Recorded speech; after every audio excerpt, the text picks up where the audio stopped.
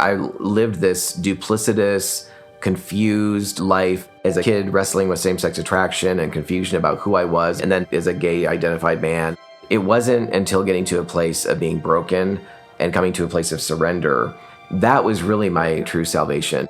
God brought a lot of healing into my life over years. And as I began to get more healthy, I wanted to share that. And that's what led to the relationship with Melissa. Melissa and I have been married now for almost 15 years. We just realized that the church does a lot of things well, but it doesn't do a lot well when it comes to addressing sexual brokenness or even sometimes relational brokenness. We decided to start Love and Truth Network as a means of helping to equip and to be a blessing to the church. We want to come alongside of leaders who simply want to really effectively minister in these areas. What I grew up in was a very legalistic and fundamentalist church that was heavy on truth, but very light on compassion and love and grace.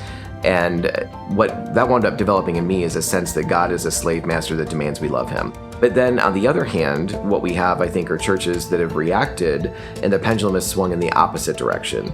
And so now we have churches that seem to be really loving, seem to be very affirming and really blessing people and all of that. But unfortunately, what they wind up doing oftentimes is blessing people in their sin. That narrow way is really the way that Christ calls us to, which is the reason we named our ministry Love and Truth Network. But once you pull truth out of love or love out of truth, you lose both of those things. Surrender is really rooted in choosing to believe. But when it comes to actually repenting and pursuing Christ, it's this cooperation with God as opposed to this switch that we can flip on anytime we feel like it.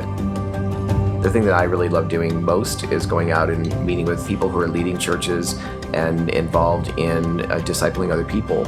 Oftentimes what I find is they themselves are dealing with a sexual addiction and oftentimes living this miserable double life. We love to not only communicate instruction and teaching, but we love to come back again or incorporate an experiential learning for people where they see a lot of the techniques that we talk about being modeled and lived out. Absolutely, change can and does happen. God is still calling us out of our lies, out of our brokenness, no matter what those are. God is still transforming lives.